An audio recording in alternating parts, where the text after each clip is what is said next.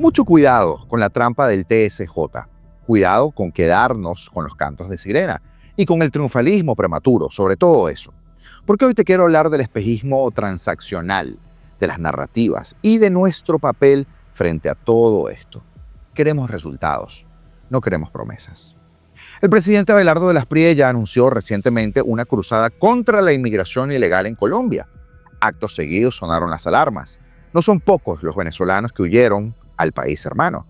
¿Serán deportados nuestros compatriotas? Ya te explicamos una importante precisión acerca de este tema. Hablaremos también de los ingresos petroleros tutelados, porque usted los ve. Incluso, quiero ir más allá.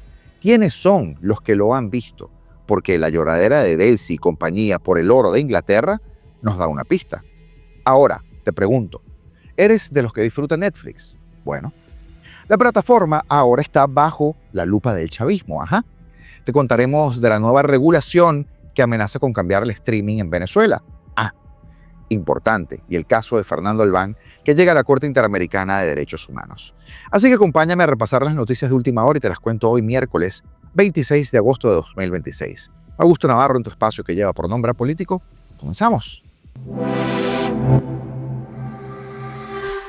La mesa de trabajo entre el régimen y la Asamblea Nacional 2015 comenzó formalmente el 1 de agosto de 2026, con su instalación oficial el 6 de agosto, tras un breve retraso. Quiere decir que han pasado 20 días ya, y salvo un par de anuncios, nada ha pasado. De hecho, lo peor no queda allí. La Asamblea Nacional Legal, en su última plenaria, tenía temas sumamente importantes que tratar. Por ejemplo, darle el caramelo de la Embajada de Suiza al paleto de Enrique Ochantich, o la discusión en primera instancia del proyecto de ley aprobatoria del acuerdo marco para el establecimiento de la Alianza Internacional de Grandes Felinos. Uno esperaba que pudieran al menos plantearse la posibilidad de discutir, así de mentiritas como lo hacen, la modificación del artículo 65 de la Ley del Tribunal Supremo de Justicia, algo que además es el paso previo para entonces designar al comité de postulaciones para que luego lleguen los nombres de la Comisión de Verificación de Credenciales o los requisitos para quienes aspiren a integrar este nuevo TSJ. Sí lo está viendo, ¿no? Estamos hablando de ¿cuánto tiempo? ¿Un par de meses? Más que eso, no lo sé. Por eso mi insistencia en hechos y no palabras, en cosas verificables para cantar victoria y no en cantos de sirena. Porque es bastante obvio que los delincuentes rojos precisamente aspiran a eso, a demorar todo lo que puedan su salida, buscando una solución incluso a su permanencia. El día de ayer se reunió el Club de Prensa de la Asamblea Nacional 2015. Yo sigo sin entender el funcionamiento del mismo, si lo pienso de manera inocente. Si pienso mal, yo sé exactamente para qué lo conformaron. Y con esto no quiero señalar, por supuesto, a ninguno de los periodistas que ahora asisten a esas reuniones, porque, como ellos mismos se han denominado, son el grupo más selecto del periodismo nacional, lo más nutrido de los comunicadores y lo mejor de los creadores de contenido de nuestro país. Y es que si usted no entiende de lo que le estoy hablando, la estrategia comunicacional del Parlamento de este grupo pasó de un hermetismo absoluto a seleccionar algunos nombres que se reunirán todos los martes, como ayer, a discutir lo que la Asamblea Nacional disponga. Una idea surgida de ciertos estrategas que por ahora no vale la pena ni discutirlo, pero que en su momento hablaremos de esto. ¿A dónde voy? ¿Cuántos monos se necesitan para cambiar un bombillo? Que nadie se ofenda. Es un chiste clásico para el que no existe una respuesta científica formal, ya que los monos no tienen la costumbre ni la habilidad coordinada para reemplazar instalaciones eléctricas domésticas. Si celebramos como una victoria que Jorge Rodríguez firmó un papel donde dice que van a cambiar todo el TSJ, es como si hoy estuviéramos celebrando que ya no hay alcabalas en el país. Matraquera, ¿saben? Así de inocentes nos veríamos. Delcy acaba de decir que se eliminan las alcabalas de la ciudad y lo primero que nos encontramos es una alcabala. Hola, muchacho. Y entonces no es lo que no entiendo. ¿Qué pasó, hermano? ¿No es que las habían eliminado? ¿Qué? Las alcabalas. Coño, Delcy lo dijo. Espero que me vaya entendiendo, ¿no? Cómo bajemos la guardia un segundo, cómo dejemos de exigirles a quienes están llamados a representarnos, cómo nos confiemos en lo más mínimo tendremos a los Rodríguez haciendo lo mismo que hicieron las 18 veces anteriores, burlarse de usted, de mí, de todos nosotros, con premeditación y alevosía. Hoy, 25 de agosto, me acerqué a este arco perteneciente al Palacio de Justicia, que queda justo al frente de la avenida Bolívar de Caracas, y me llamó la atención que se volaron las imágenes de Hugo Chávez, que estaba allí, y la de Simón Bolívar, este Simón Bolívar 2.0, como lo llamo yo, que creó el chavismo, ¿no? Y es que le colocaba esa imagen después, precisamente para que no caigamos en la trampa del TSJ, que no es más que quedarnos en la superficie del proceso. Y por si fuera poco, tener que escuchar a algunos celebrar lo que no hemos ganado, contar los pollos antes de nacer. Tenemos que ser exigentes con nuestro destino, porque al día de hoy solo hay una cosa segura y que ha sido constante durante las últimas décadas. Señores, el tiempo en Venezuela se cuenta en víctimas. Y cuando digo señores, me refiero a la gente de la Asamblea Nacional 2015. No demoremos más, si es que de verdad tenemos un padrino tutelando. Ahora, ¿dónde está el queso a la tostada? ¿Por qué le digo esto? A ver, el auge petrolero que no llega a los venezolanos. Siempre la misma cantinela, ¿no? Subió la producción, subieron los precios, hay más exportaciones, ya no se vende con descuentos, pero el pueblo mirando el plato vacío. Le leí el día de ayer a Henkel García decirlo sin anestesia y con precisión de quien maneja los números, no la propaganda. El ejercicio de calcular las divisas que realmente entran a Venezuela es tan complejo que deja más dudas que respuestas, y tiene mucha razón. La lógica dice que hoy deberían haber entrado más dólares, producción petrolera en alza, precios altos, acuerdos por aquí, por allá, descuentos menores, pero aquí no se trata de esa lógica. Se trata de los esquemas opacos que cambian de nombre cada cierto tiempo y que terminan beneficiando a los mismos de siempre. Ah, bueno, y a Chevron. Antes de 2023, PDVSA vendía con intermediarios y con descuentos brutales. Cuando lo hacía, por supuesto, por los canales regulares, porque recuerde usted que Delcy, la exministro de Petróleo, era, bueno, la contrabandista número 1 de nuestro petróleo. Una cosa de padre y señor nuestro. Pero entró Chevron y la dinámica cambió. Y no toda exportación significa divisas netas para nuestro país. ¿Cómo es posible? Buah.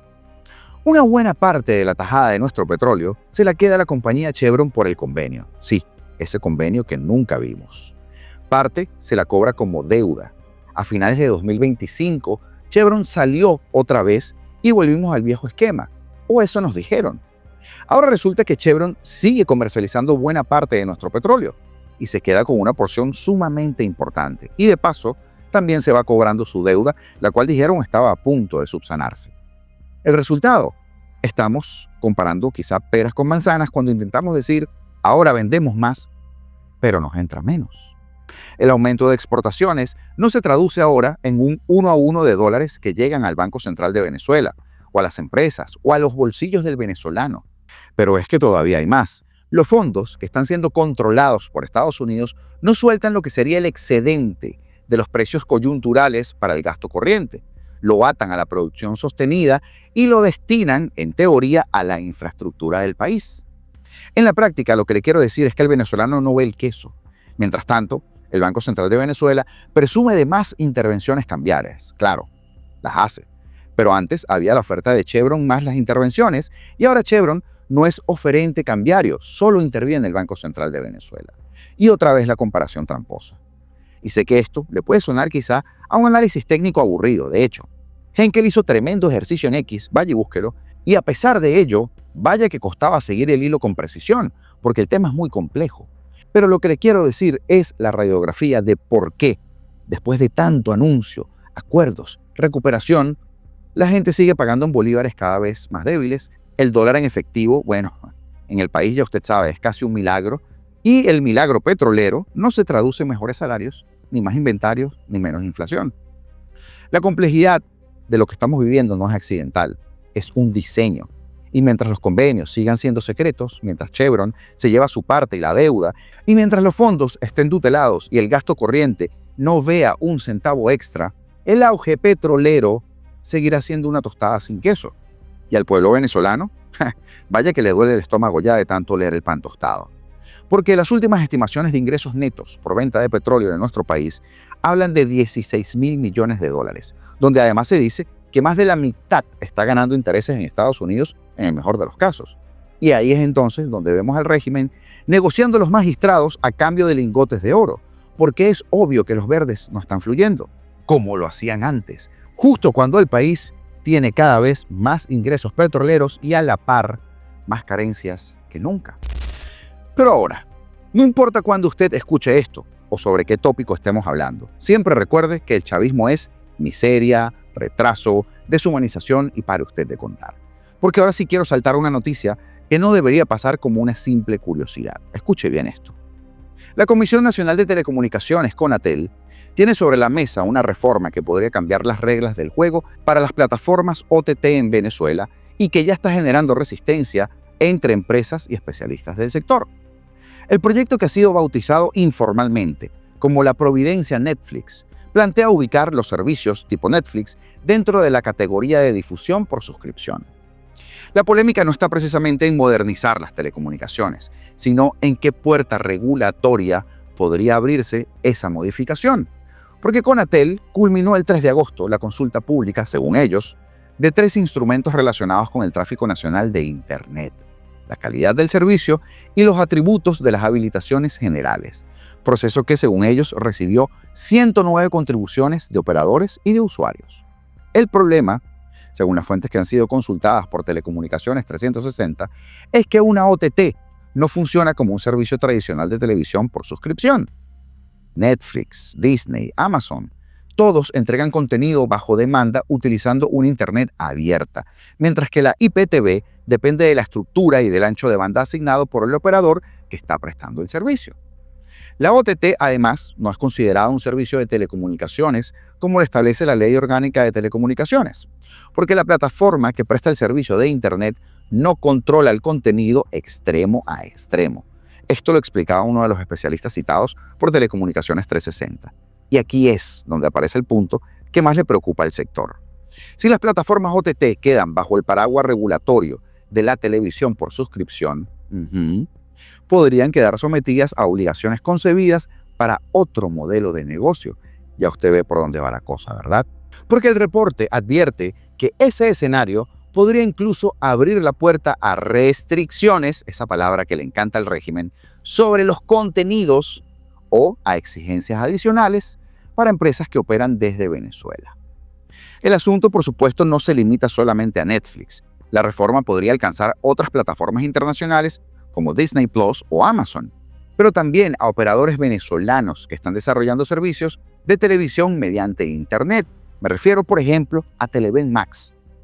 Un ejemplo, cuenta con un contrato de servicio de difusión por suscripción que fue aprobado por CONATEL en junio de 2026, ahorita. Y para los especialistas consultados, el riesgo mayor está en terminar mezclando las categorías técnicas que no son equivalentes, porque la OTT utiliza Internet abierta y la IPTV circula dentro de la red del operador y el streaming describe el mecanismo mediante el cual se transmite el contenido. Si meten todo esto dentro del mismo saco regulatorio, se va a generar incertidumbre para un sector que reclama mayor seguridad jurídica. Las fuentes consultadas, por supuesto, prefieren que el regulador norme sobre las bases que ya están establecidas y en esa línea esperan que CONATEL escuche las respuestas y, de aprobarse la providencia, que se haga bajo los estándares y los criterios internacionales y no los caprichos del régimen, donde una OTT es una OTT y una empresa de difusión por suscripción con IPTV es otra cosa, de la misma forma que la televisión por streaming es otra cosa diferente, aunque usted puede que se me haya enredado y le parezca similar. Y es que la consulta ya terminó y CONATEL anunció que continúa el proceso con una audiencia pública. Y ahora queda por verse si el regulador va a corregir los aspectos que están siendo cuestionados o avanza en una norma que, según las críticas del sector, podría convertir una discusión técnica sobre Internet en una nueva herramienta de supervisión, de control de contenidos digitales, o sea, de censura, de chantaje, de coacción, de represión, de chavismo.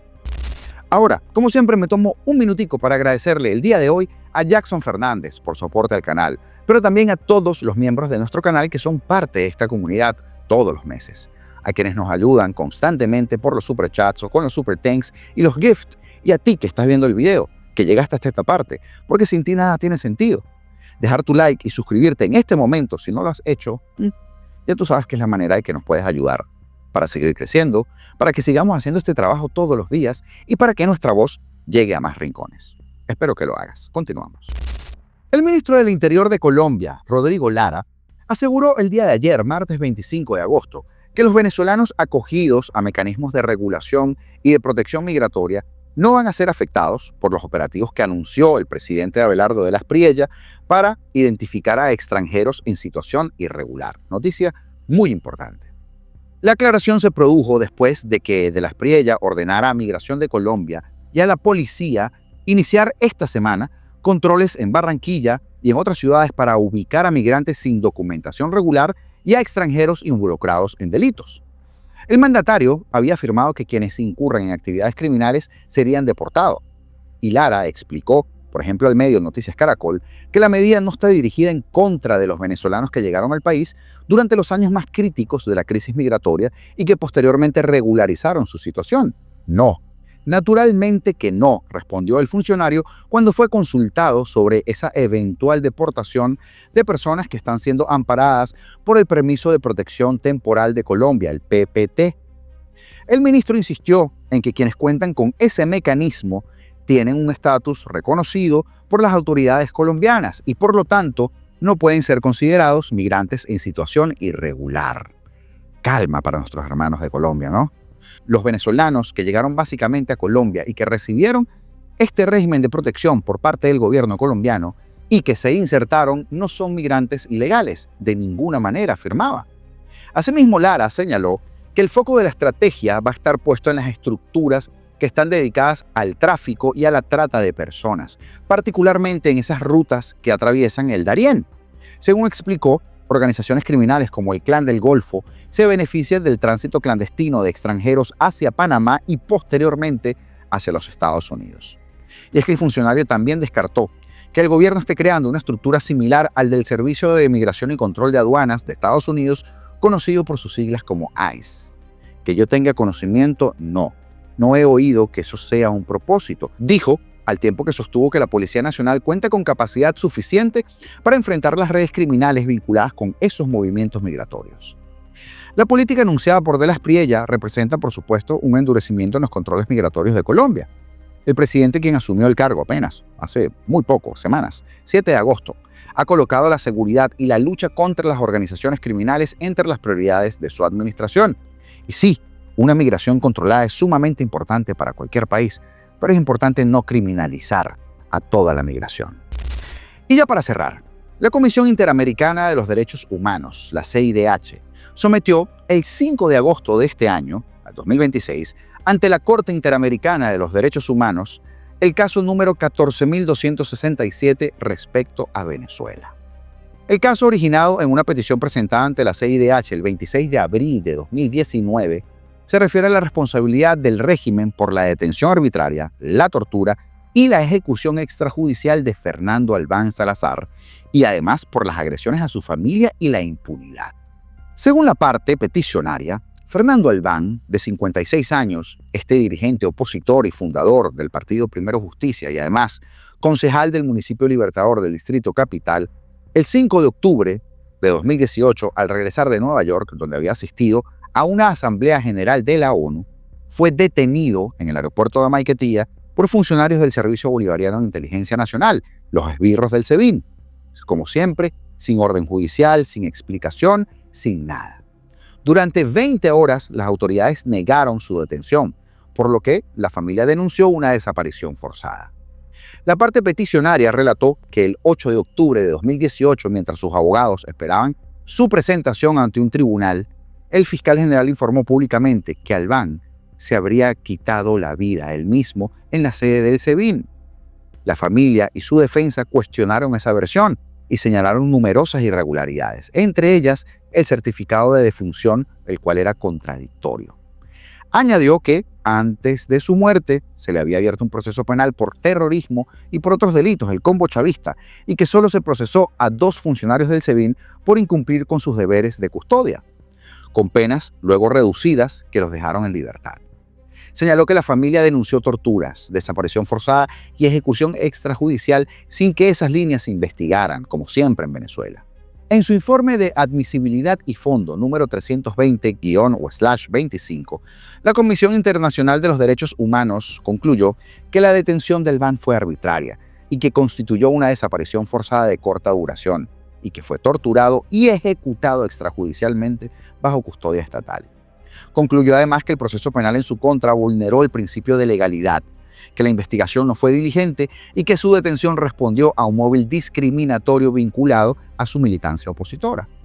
La comisión concluyó que Venezuela es responsable, o el régimen es responsable, por la violación de los derechos a la personalidad jurídica, la vida, la integridad y la libertad personal, las garantías judiciales, el principio de legalidad, la presunción de inocencia, la honra y la dignidad, la vida privada y familiar, la igualdad y la protección judicial, y todo esto previsto en los artículos 3, 4, 5, 7, 8, 9, 11, 17, 24 y 25, artículos de la Convención Americana en relación con los artículos 1.1 y 2 de las Convenciones Interamericanas contra la tortura y sobre la desaparición forzada en perjuicio de Albán y de sus familiares. La comisión solicitó a la Corte que declare la responsabilidad internacional del régimen y que establezca las siguientes medidas de reparación en el caso de Fernando Albán y de su familia. Reparar íntegramente las violaciones declaradas en sus aspectos material e inmaterial mediante compensación económica y satisfacción. Disponer de un programa de rehabilitación y atención psicológica y psicosocial para los familiares de Fernando Albán de ser su voluntad y de manera concertada.